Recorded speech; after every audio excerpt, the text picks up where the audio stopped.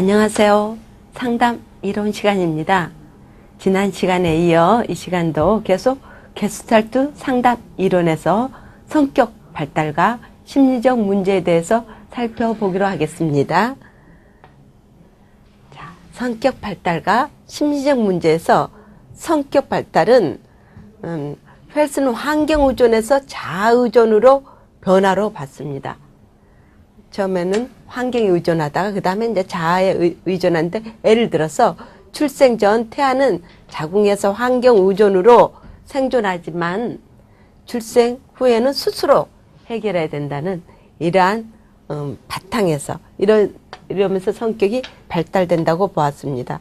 그럼 심리적 문제로는 심리적 문제가 생기지 않으려면 우리가 심리적 문제가 생기지 않기를 원하죠. 그러면 인간과 환경의 상호작용이 중요하죠. 모든 게 우리가 관계죠.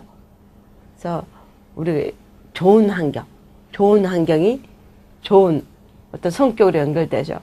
그래서 우리가 긍정적으로 살기 위한다면 긍정적 선택, 부정적 살기를 원하면 부정적 선택을 지금 성인이 되어서는 선택을 하지만 어린 시절은 내 의지하고 다르게 부모가 환경이고 내 의지하고 다른 환경이죠.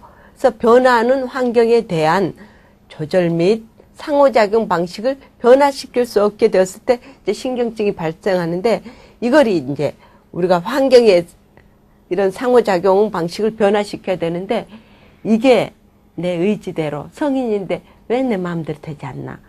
이걸 이제 우리가 변화시키고자 하는 거. 이게 이제 우리의 게스탈트의 이제 치료의 기법에 가서 나오겠지만, 이런 게 변화되지 않고 진행되었을 때는 이거 신경적으로 다 고착이 되죠. 자, 그다음 우리 이제 성격 발달의 목표가 뭔가? 환경. 게스탈트에서는 환경 중요하게 생각하죠. 환경을 의존하는 것으로 자신을 믿고 의지하게 하는 것이다, 이제. 그래서 옛날에 우리는 다 환경에 의존하면서 살았지만, 그래서 환경 탓, 너 탓, 주변 탓, 이런 식으로 의존하고 살았지만, 이제는 그 환경 외부 요인보다 내 자신, 내부 요인을 변화시키는 거. 그래서 자라나는 아동이 좌절 경험이 없을 때 자신의 능력을 동원하지 않음, 또 무엇을 스스로 얻으려고 노력하지 않는다는 거, 또 자신의 잠재력을 부모를 조종하는 데 사용합니다. 결국 자아보다는 환경에 의존하게 됩니다. 그래서 게스탈트에서는 적당한 우리 생산적인 자극을 원하고 있죠. 그래서 우리 모든 인간은 자극이 없는 사람 없죠. 어떤 그 불만족 없는 사람 없죠. 다 조그마한 어떤 결핍, 결여가 있는데, 이게 이제 우리가 심했을 때는 이게 신경증 증상으로 가는데, 우리 적당한 자극은, 적당한 우리 실패는 문제 해결력을 상승시키죠. 그래서 우리 생산적 자극, 그래서 생산적 스트레스, 이러한 거를 우리는 그걸 잘 어떤 활용해 문제 해결력, 능력으로 승화시키죠. 그래서 이런 좌절 경험 없을 때 자신의 능력을 동원하지 않고 무엇을 스스로 얻으려고 노력하지 않는 이러한 걸로 되는 거죠. 결과는 조정수단을 배우고 행동은 고착되고 잠재력이 약화돼 버리고 자아통제력이 없게 되고 다른 사람을 감동시키려는 데만 관심을 갖게 돼요. 그래서 가면을 쓰고 살아간다는 거예요. 여러분 게스탈트 이론은 여러분들 많이 접하셨죠? 자, 그러면 우리 상담의 과정에서 상담의 목표를 어디에 두나? 자각을 통하여 통합된 자아 형성을 이루게. 우리 통합된 사고, 우리 한 일부분, 부부간에 우리 살아갈 때도 많이 그런 부분이 있죠. 참 좋은 부분인데 이게 한 부분이 너무 못맞다. 그 문제 때문에 난 예를 들어서 즐거워야 돼. 즐거움이 없어. 우리 같이 살아갈 수 없어. 이런 식으로 우리가 결정 내릴 때가 많죠. 이 부분 도저히 견딜 수 없어. 그러나 통합적인, 전체적인 우리가 면면을 보는 것도 중요하겠죠. 통합된 자아 형성을 위해 자각을 통해 자신의 존재에서 부정되었던 부분을 직면하고 수용할 수 있게 되며 주관적 경험과 실제를 만나게 합니다. 이런 자각을 통해서 또 통합된 자아를 형성을 하여서 이런 자각을 통해야만 우리가 내 자신을 우선순위가 이런 자각이 우선시 되어야 됐죠. 그래서 나의 자신의 부정적인 부분이 있었을 거예요. 그 부정적인 부분, 그 부분을 직면해야 됩니다. 우리의 어떤 문제, 어떤 상황, 이것을 직면. 또 우리 아이들 아동 상담할 때도 아이들이 주변에 많은 문제를 또 일으키고 남에게 해를 끼치고 이런 것에 대해서 아이들에게 막 문제만 지적하고 너 왜 이렇게 피해를 줘? 교실 분위기 이렇게 왜 이렇게 속을 썩혀? 이렇게 하는 것보다 그걸 하나하나 면밀히 구체적으로 직면했을 때 이거를 내가 수정해야 되겠구나. 이러면 안 되지. 이런 식으로 이제 교환에 어떤 수정하려는 이제 의도가 동기가 생기는 거죠. 그래서 수용할 수 있게 되면 주관적 경험과 실제를 이제 만나게 되죠. 나의 주관적 경험이 현실에서 이거는 수정해야 되겠구나 이런 만남. 그래서 통합된 전체로서 존재를 이제 구축해야 할 것입니다. 자, 상담자의 기능과 역할. 상담자의 기능과 역할. 이제 게스탈트 상담자의 어떤 이 상담 기법을 응용하고자 했을 때 그 역할은 뭐냐? 상담자의 기본적 역할은 내담자의 어떤 전 존재가 활동하도록 도전하는 거. 활동해서 의욕을 일으켜야죠. 활동할 수 있도록. 의욕을 일으키게끔 하고 내담자가 현실적인 순간순간의 자각에 집중하도록. 그래서 하나하나 지금 나의 here now 지금 여기에 대해서 지각하고 자각해서 여기에 그냥 흘러보내지 말고 우리가 때로는 흘러보내야 될 게 있지만 우리가 문제를 직면하기 위해서 자각하기 위해서는 하나하나를 우리가 집중해서 살펴보아야 될 것입니다. 우리 여기 게스탈트 이론의 이제 펄스는 감각의 중요성을 강조하면서 감각. 그래서 마음을 버리고 감각으로 돌아오라고 하였습니다. 사실 우리가 삶을 살아갈 때 이성과 어떤 감정 이거 다 중시 여기죠. 다 중시 여기지만 나는 이성을 중시 여긴다 하고 있지만 거의 감정적인 처리로 우리는 문제를 해결하고 있습니다. 아무리 주변에서 이성적인 논리로 입각해서 우리들에게 설명을 하지만 수긍은 하면서 몸의 행동은 어떤 감정적인 선택을 하게 됩니다. 그래서 우리는 감정에 더 호소를 할 필요가 있습니다. 감정을 그래서 더 잘 다스리고 관리해야 되겠습니다. 자, 그래서 상담자는 상담적 변화의 도구로서 자신의 인간성을 반응자, 촉매자, 기술자 이상이어야 할 것입니다. 그래서 상담자는 어떤 도구예요. 내담자의 어떤 변화, 성장으로 하기 위한 어떤 촉매 역할, 이런 역할을 해야 되고 상담자는 내담자에게서 빠져나오게 해야 합니다. 내담자의 임파스에서 빠져나와야 됩니다. 그래서 내담자가 자기의 어떤 촉매자 역할하고 이끌어주면서 내담자가 자기의 문제를 자기가 스스로 문제를 찾을 수 있게끔 우리를 가이드하고 안내를 해주면 내담자는 자기가 어떻게 해결해야 될지 문제 해법을 갖고 있습니다. 말을 꺼내면서 나의 고통, 나의 억압된 문제를 끄집어내면서 해결력을 스스로 어떤 찾을 수 있게끔 장만 마련해 주는 거죠. 궁지는 실제가 아니고 공상입니다. 어떤 이런 공상이고 자신의 모든 경험을 부정하거나 회피하지 않고 직면하여 도전하도록 합니다. 그래서 어떤 궁지에 몰려 있는 거 등등이 있겠지만 그것도 우리가 실제인 것 같지만 실제가 아니고 우리 공상의 경향도 아주 많습니다. 이 공상에 의해서 더 문제의 수렁에 빠지는 경향이 많습니다. 그래서 이 문제를 우리가 두려워서 피하고 해결하지 않고 이러는 경향이 있는데, 우리가 이제 좀 더 자아가 약한 사람일수록 문제를 해결하지 못하죠. 책임성도 약하죠. 회피하고 이러죠. 그래서 직면해서 도전하고 더 해결하고 또 한 발짝 발짝 나아갈 수 있도록. 그래서 우리 이제 상담자 역할은 내담자가 자기 문제를 스스로 책임지고 목표를 갖고 해결하면서 점점점 한 발짝 한 발짝 성장으로 갔을 때, 이 성장으로 이끌어주고 스스로 할 수 있게끔 그 역할을 도와주는 역할을 하는 것이라고 볼 수 있겠습니다.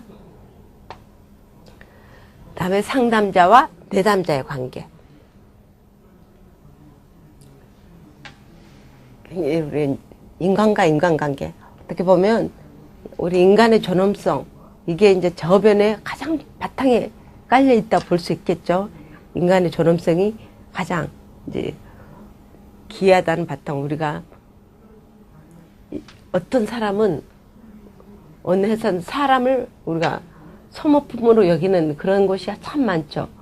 그거는 절대 우리 사람이 가장 중요하다는 것을 우리 상담자에서는 이거는 기본으로 뭐 당연한 거겠지만 미물 우리 더더구나 또한 아이들 0세, 1세, 2세 어떤 감정 지수가 약하다고 생각을 하는데, 그런 아이들일수록 인간의 존엄성이 꼭 바탕이 되어야 됩니다. 그래서 초등학생, 유치부라고 해서 함부로 말을 하면 안 됩니다. 그 아이들에게 인간의 존엄이 바탕이 되면 그 아이들은 참 자신에 대해서 어떤 자존감이 높기 때문에 그 자존감을 지키기 위해서, 내 자녀들도 마찬가지입니다. 내 반 아이들도 마찬가지입니다.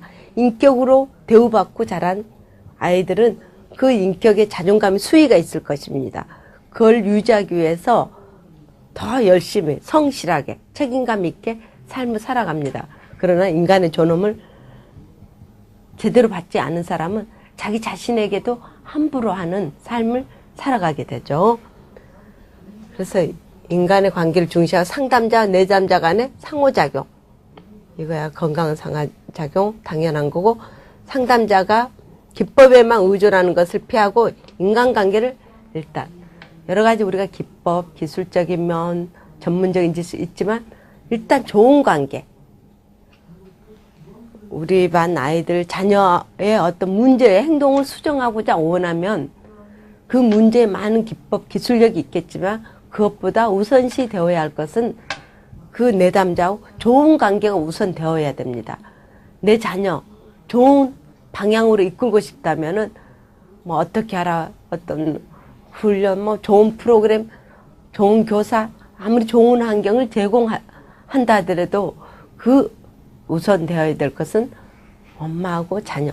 이 관계가 좋은 관계 되면 그 사람 말을 듣습니다. 우리 보면 사회적인 문제가 있는, 아무리 문제라고 하더라도 그 문제와도 잘 어떤 관계가 좋은 사람은 한두 사람 있을 것입니다. 그 한두 사람 말은 잘 듣습니다. 그래서 우리 어떤 범죄가 일어났을 때 어떤 자기 진술을 제대로 하지 않았을 때 그 사람은 가장 좋은 사람을 대면시켜 주잖아요. 그래서 좋은 관계가 우선되어야 된다는 거. 그래서 상담자의 태도와 행동 그리고 정립된 관계를 중요시하고 기법은 별로 덜 중시한다는 거죠. 그래서 상담자의 어떤 좋은 관계, 어떤 태도, 행동, 어떤 이걸 더 중시 여기는 게스탈트 이론이죠. 상담 과정에서는 조금 우리가 그래서 다른 상담 이론보다도 조금은 다르죠. 그래서 순간순간에 내담자가 선택한 관심사를 분습하고 종결하죠. 그래서 순간순간의 마음에 어떤 순간에, 그래서 지금 here and now, 지금 이 순간순간을 굉장히 중시 여긴다고 볼 수 있겠습니다. 그러면 이제 기법, 어떤 기법을 활용하는지, 욕구와 감정의 자각, 욕구, 내면 욕구가 뭔가, 나의 감정, 이 감정이 살아나고 있는 거, 이 감정이 왜 이런 감정이 일렁이고 있는지 자체도 우리는 자각을 못할 때가 많죠. 왜 불안한지 이걸 자각하지 못할 때가 많죠. 그래서 욕구와 감정을 자각하면 게스탈트 형성을 원활히 할 수 있고 환경과의 생생한 접촉이 가능합니다. 그래서 환경에 잘 접촉하기 위해서 지금의 내가 일어나는 감정, 이것을 잘 자각해야 될 것입니다. 또한 내 욕구, 그 다음에 신체 자각. 신체 감각에 대해서 자각하도록 함으로 자신의 감정이나 욕구 혹은 무의식적인 생각을 알아차리게 합니다. 신체, 우리 포커싱 세라피 있죠. 무엇인가 신체에 우리 심리적인 문제가 있으면은 신체적으로 어딘가에 어떤 고통이 뒤따른 부위를 자각해야 됩니다. 아이고, 오늘 머리가 아프구나, 오늘 배가 아프구나, 오늘 뭘 잘못 먹어서 배가 아픈가? 아니면 지금 머리가 아플 때가 돼서 머리 아픈가? 이런 식으로 흘러보낼 때가 있는데, 이 지금 배가 아픈 게 나의 어떤 정신하고 어떤 상관관계가 있는지, 이걸 한번 포커싱을 해봐야 되는 것입니다. 우리 특히 초보 운전일 때, 이제 오늘 시내 나가야 되는데, 이랬을 때 뭐 머리가 미리 아프죠. 미리 아프고. 사람마다 이제 증상은 달리 나타나죠. 아이들 경우, 엄마하고 떨어지는 게 두려운데, 엄마는 직장 나간다 그러면 이제 다리가 너무 아픈 거예요. 어린이집 엄마는 어린이집에 데려다 주고 출근해야 되기 때문에 아이를 데리고 가는데, 아이는 다리가 아파서 못 걸은 거예요. 걸을 수 없다고 그러고. 엄마는 너 또 꾀병 부른다고. 어린이집 가기 싫으니까 꾀병 부른다고 막 야단치죠. 그런 아이는 실제로 아픈 거예요. 신체적인 증상으로 오는 거죠. 그리고 여러분들 뭔가 가기 싫은 거, 어떤 힘든 불안이 오면 신체적으로 오는 거죠. 그래서 우리 특히 강력한 스트레스를 받고 나면 신체적으로 뭔가 증상이 나타나죠. 증상이 나타나더라도 잠재적인 어떤 요인이 있었기 때문에 그 스트레스가 딱 맞물려서 어떤 증상으로 나타나는 거죠. 그래서 신체 감각에 대해서 좀 자각해 볼 필요가 있어. 그냥 흘러보는, 내가 어떤 정신적인 문제. 그러면 그 정신적인 문제를 먼저 해결을 해야만 신체가 나은 거예요. 이 정신적인 문제는 그대로 가져가, 심리적인 문제는 그대로 가지고 가면서 몸만, 신체만 계속 치료하려고 하고, 내 얼굴에 뽀드락지가 계속 나는 거예요. 뽀드락지 계속 나는데, 지금 지방이 많아서, 그래, 그럴 수도 있겠지만, 이것만 계속 병원에 가서 치료한들 안 나을 수도 있어요. 뭔가 신체하고 연결이 되어 있는 심리적인 거와 연결되어 있으면은 이게 잘 낫지가 않죠. 심리적인 안정이 우선시 되었을 때 이게 회복이 되는 거죠. 그래서 우리 포커싱 치료, 이쪽으로도 우리가 집중적으로 또 우리 공부하는 부분들이 있죠. 환경에 이제 자각해 볼 필요가 있죠. 환경. 내담자의 감정과 욕구의 자각을 명확히 하기 위해서 주위 환경에서 체험하는 것을 자각하게 합니다. 환경으로. 내 주변에 어떤 누가 있어, 내가 싫어한, 정말 내가 감당하기 어려운 어떤 누군가가 있는지, 아니면 감당하기 어려운 어떤 주변 환경이 있는지, 이런 것을 자각해 볼 필요가 있죠. 그 다음에 언어자가 내담자가 사용하는 언어를 바꿔 말하도록 함으로써 자신의 욕구나 감정에 대한 책임의식을 높여줄 수 있습니다. 난 이거 못해. 난 할 수 있어. 그래, 난 할 거야. 난 이걸 떨굴 거야. 긍정적으로 이끌어가는 거죠. 언어적으로. 우리 언어는 파워력이 있다고 그랬죠. 파워력. 그래서 언어를 바꿔서 말하는 거야. 우리 언어의 버전을 좀 더 긍정적이고 건강한 언어로 바꿔서 하다 보면 거기에서 파워력이 생기는 거죠. 그래서 우리가 부부간에도 연인간에도 사랑한다는 표현을 계속 하다 보면 사랑이 더 생성되는 거죠. 근데 우리 그게 어색하다 해서 좋아하는 사람한테 우리 반대로 표현하는 경향이 있죠. 못나니.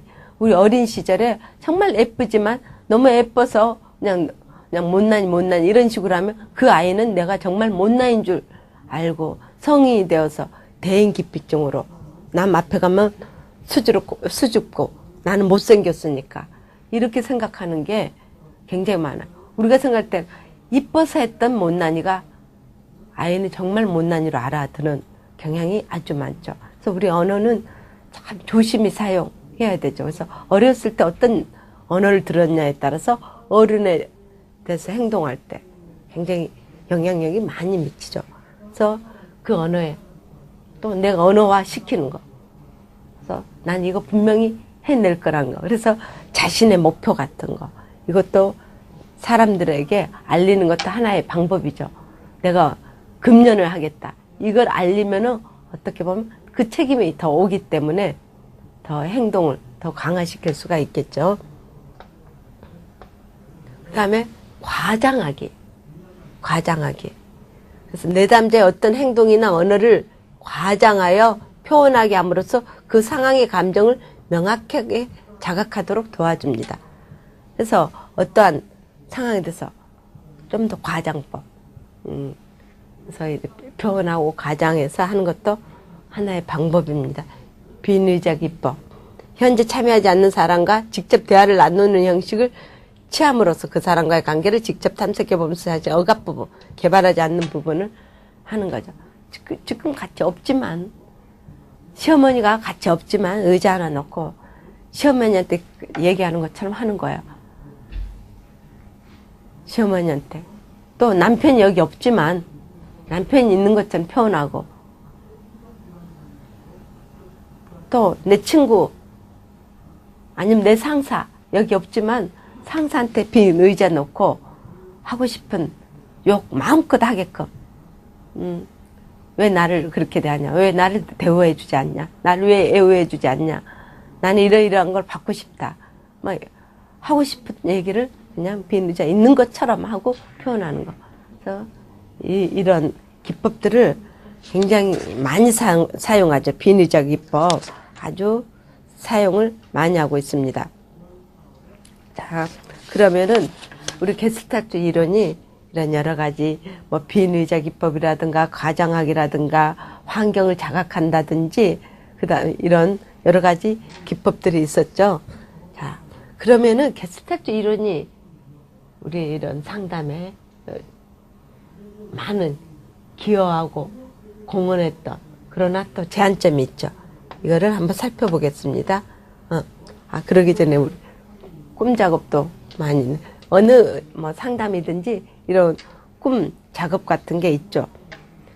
꿈 작업. 또 자기 부분 간에 대해 인간의 꿈은 욕구나 충동 혹은 감정이 외부로 투사되는 것으로 꿈이 마치 현재 일이 일어나고 있는 것처럼 이렇게 꿈의 각 부분을 연기해 보도록 하는 거. 그리고 우리가 그런 얘기 많이 하죠. 처음에 저도 이제 학생들 학기 시작하면은 자기의 목표, 향후 5년 후에 나의 목표 이런 거. 그래서 그걸 구체화시켜서 계획하고 설계하고 뭐 장기적인 목표, 단기적인 목표, 이제 세부적인 목표로 다 작업을 하고 나서 다 이룬 것처럼 하고 이제 지금 행동을 그대로 하는 거야. 이제 현재는 다 꿈을 이룬 것처럼 하고 행동을 했을 때 강한 에너지가 나오죠. 그리고 자기의 미래에 원하는 자기의 꿈이 있잖아. 그걸 우리가 그림으로 그려보는 거. 그림으로 우리가 그려서 남에게 발표해 보는 거. 그랬을 때 공개적으로. 그러면 더 현실화된 것처럼. 현실화되어서 강력한 힘으로 작용을 하죠. 그 다음에 내담자의 인격에서 분열된 부분을 찾아서 그것들 간에 서로를 대화시킴으로써 분열된 자기 부분을 통합할 수 있게끔 우리가 분열된 부분이 있죠. 그것을 다 끄집어내서 이제 우리가 대화를 한번 시켜보는 거야. 그래서 분열된 자기를 찾아내는 거. 그래서 이런 여러 가지 게스탈트 기법에 이런 몇 가지 기법들이 있죠. 뭐 빈 의자 기법, 우리가 또한 이런 꿈의 작업, 또 환경을 지각한다든지 과장하기, 이런 욕구와 또한 자기의 어떤 감정을 자각한다든지 이런 것도 신체적 자각 이런 거를 통해서 우리 상담사들은 한번 잘 활용해 볼 필요가 있습니다. 그러면은 우리가 공헌점을 한번 볼까요? 공헌점. 실존적 의미를 실제 경험하게 하는 거죠. 지금 현재 놓여 있는 이것을 우리가 실제 경험하게 하는 거. 그다음에 과거의 문제를 현재로 가져와서 처리하는 거야. 과거에 많은 문제들이 있었죠. 그래서 과거의 문제들이 우리 사실 해결되지 않아서 지금의 문제로 연결되어 가고 있죠. 그래서 지금 이 부분이 현재 그대로 다 처리를 해가는 거야. 하나씩. 이 감정, 누군가하고 해결되지 않는 문제, 내부에 과거에 해결되지 않고 억압되었던 문제, 이것을 현재 이제 하나씩 처리해 나가면 굉장히 가볍죠. 여러분들 뭔가 문제를 해결하고 나면, 심리적인 문제를 해결하고 나면 얼마나 가벼워. 그 무거웠던 마음, 억눌렸던 마음, 이게 이제 환하게 굉장히 가벼워지죠. 그 마음, 보이지 않는 추상이지만 그 마음을 해결하고 나면 어쩜 그리, 예를 들어서 뭐 남편, 사랑하는 연인하고 다퉜다. 어떤 문제가 굉장히 꼬여 있었다. 그 문제를 해결하고 나면 너무나 또 행복해. 세상이 달라 보이죠. 친했던 친구하고. 아니면 잦은 문제를 해결하고 나면은 굉장히 가벼워지죠. 그래서 우리 상담실에 찾아온 상담자들 보면은 처음에 왔을 때 그 무거운 짐을 가지고 왔죠. 그래서 상담을 1회, 2회 정도 한 3회쯤 가면은 세상이 다 달라 보인다는 얘기를 해요. 세상이 달라 보이고 이런 세상도 있었나. 또한 첫사랑 만나러 온 느낌이라는 거. 첫사랑 만났을 때 갔을 때도 이렇게 즐겁지 않았다는 거. 이 억눌렸던 마음이 하나 껍질이 벗겨지면은 몇 차례 오지 않아도 그 마음이 얼마나 가벼우면 이런 세상이 달라 보인다는 거. 그래서 과거 문제를 현재로 가져와서 하나씩 처리하는 거.